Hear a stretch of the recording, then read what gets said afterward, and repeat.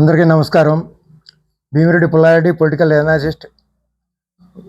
September 2 YSR 16వ వర్ధంతి గురించి మీ అందరూ సబ్స్క్రైబ్ చేయవలసిందిగా కోరుతున్నాము, షేర్ చేయవలసిందిగా కోరుతున్నాము. నేను పొలిటికల్ ఎనాలిస్ట్నే, రాజకీయ నాయకుడిని కాదు, ఏ పార్టీ సపోర్ట్ని కాదు. కాబట్టి మీరందరూ ఏమి డబ్బులు కూడా ఇచ్చే పని లేదు మాకు, అయ్యి అని కూడా అడుగుతున్నా. ఈ సెప్టెంబర్ 2 ఎడుగూరి సందిట రాజశేఖర్ రెడ్డి గారి 16వ వర్ధంతి. ఇది ప్రభుత్వం కానీ, కాంగ్రెస్ పార్టీ కానీ, తెలంగాణ ప్రభుత్వం కానీ అందరూ కూడా పార్టీగా ప్రభుత్వ పరంగా అధికారికంగా నిర్వహించాలని కోరుకుంటున్నాం. వారు 2014లో ముఖ్యమంత్రి అయిన తర్వాత మొదటిసారి రైతులకి ఉచిత విద్యుత్ మొదలుపెట్టారు, మోటార్లకి. దానివల్ల లక్షల సంఖ్యలో రైతులు లబ్ధి పొంది వ్యవసాయ ఉత్పత్తి కూడా ఉమ్మడి ఆంధ్రప్రదేశ్లో గణనీయంగా పెరిగింది. ఇంకోటి, వారు చేసిన ఒక జలయజ్ఞం పేరుతో 65 ప్రాజెక్టులు మొదలు పెడితే ముఖ్యమంత్రి అయిన తర్వాత దాదాపు 45 ప్రాజెక్టులు పూర్తిగా వచ్చినాయి. అందులో ఖమ్మం జిల్లాలో ఉన్నటువంటి రాజీవ్ సాగర్, ఇందిరా సాగర్ కూడా రాజశేఖర రెడ్డి గారు అప్పుడు మొదలుపెట్టింది. తెలంగాణ ప్రాంతానికి సంబంధించిన ఖమ్మం జిల్లా అశ్వరాపేటలో మొదటిసారి రైతుల కోసం పామాయిల్ ఫ్యాక్టరీ కూడా, ఆయిల్ ఫెడ్ ద్వారా కూడా రాజశేఖర రెడ్డి గారు ముఖ్యమంత్రిగానే ప్రారంభించడం జరిగింది. ఇందిరమ్మ ఇళ్ళు స్కీము, ఇళ్ళు లేని వాళ్ళకందరూ ఇళ్ళు కావాలనే ఒక స్కీమ్ని ఇంప్లిమెంట్ చేసి మొదటిసారి ఇందిరమ్మ ఇళ్ళు రాజకీయాలు అత్యధికంగా గ్రామ సభల ద్వారా నిర్వహించి ఎక్కువ చేసి మొత్తం అందరికీ ఇళ్ళు ఇచ్చే ప్లాన్ చేశారు.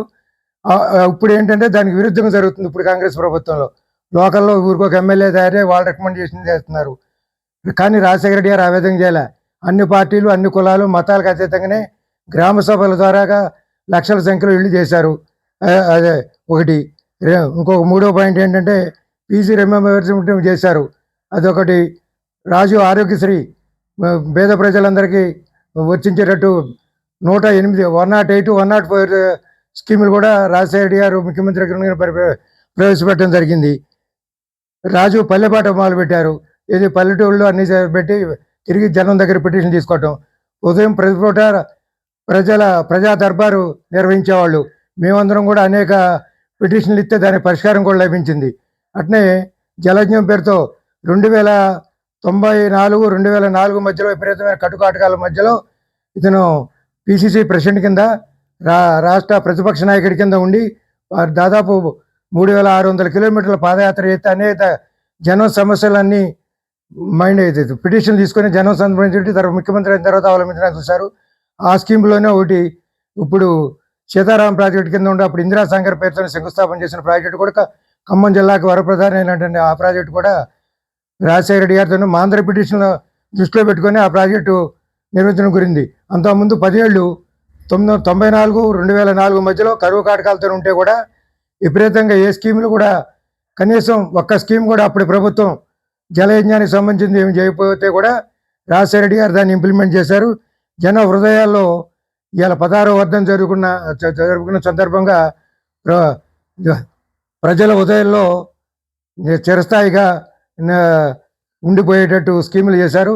కేంద్ర రాష్ట్ర ప్రభుత్వాలు కూడా అనేక స్కీములు ఇంప్లిమెంట్ చేసి హైదరాబాదు మెట్రో విస్తరణ కానీ, రాజీవ్ గాంధీ ఇంటర్నేషనల్ ఎయిర్పోర్ట్ కానీ, ఇంకా అనేక స్కీములు కూడా రాజశేఖర రెడ్డి గారి జాబిలోనే నిర్వహించడం జరిగింది. ఇప్పుడు ప్రభుత్వం కూడా అన్నీ కూడా ఆలోచించాలా. అతని ప్రతిపక్షాల మీద ఎప్పుడు కష్టం సాధించలే, ఇట పేరాచుడు జనాన్ని కూడా పోషించలే. అనేక అభివృద్ధి సంక్షేమ కూడా ఒకే లెవెల్లో పరిష్కారం అయ్యేటట్టు కూడా చేశారు. కేవలం అప్పుడు 200 రూపాయలు ఉండే పెన్షన్ కూడా ఆసరా పెన్షన్ 500 రూపాయలు కూడా చేశారు.